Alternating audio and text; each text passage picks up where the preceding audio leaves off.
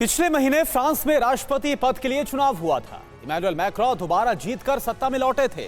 अब वहां पर नेशनल असेंबली का चुनाव चल रहा है, लेकिन इससे मैक्रों को जोरदार झटका लगा है, क्योंकि लगभग 16% के अंतर से चुनाव जीतने वाले इमैनुअल मैक्रों की पार्टी के सदन में पिछड़ने के कयास लगाए जा रहे हैं, क्योंकि मैक्रों की पार्टी बहुमत से काफी दूर अटक सकती है।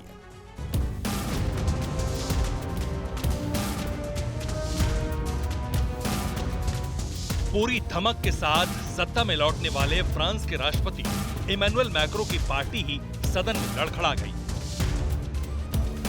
प्रेसिडेंट मैक्रों जीत कर भी हार से गए हैं नेशनल असेंबली में, सीटों के फेर में फंस गए हैं अपनी संसद में, क्योंकि हुआ यह है कि फ्रांस में राष्ट्रपति चुनाव के बाद नेशनल असेंबली के सदस्यों का चुनाव चल रहा है, लेकिन इसके जो नतीजे आ रहे हैं वो बहुत चौंकाने वाले हैं और मैक्रों की मुश्किल बढ़ाने वाले भी हैं।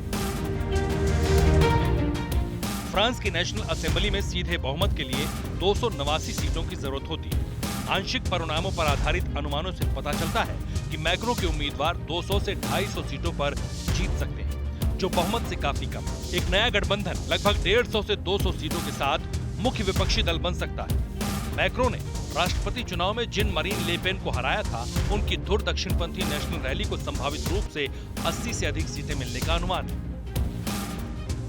ये स्थिति फ्रांस में असामान्य है, लेकिन इसका मतलब ये नहीं है कि इमैनुअल मैक्रों को प्रेसिडेंट पद छोड़ना पड़ेगा। वो फ्रांस के राष्ट्रपति बने रहे, लेकिन सदन में कोई भी बिल पास कराने में उन्हें काफी दिक्कतें पेश हो सकती हैं। इमैनुअल मैक्रों स्वतंत्र रूप से सख्ती के साथ कोई फैसला नहीं ले पाएंगे। उन्हें विपक्षी पार्टियों की उंगलियों पर नाचना पड़ेगा। ऐसा 1988 में संसदीय चुनाव में भी हुआ था, जब एक नवनिर्वाचित राष्ट्रपति को पूर्ण बहुमत नहीं मिला था। मैक्रों की मुश्किलें इसलिए भी ज्यादा हैं क्योंकि ले पेन खुलकर मैदान में खेल रही हैं।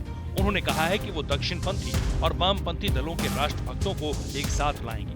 उन्होंने आगे कहा कि मैक्रों का एडवेंचर अब अपने अंत को पहुंच गया है। जानकार बताते हैं कि ऐसी स्थिति से बचने के लिए इमैनुअल मैक्रों के पास एक विकल्प ये भी होगा कि बहुमत न मिलने पर वो देश में स्नैप चुनाव यानी समय से पहले चुनाव करा लें। Bureau report, TV9 Bharatvarsh.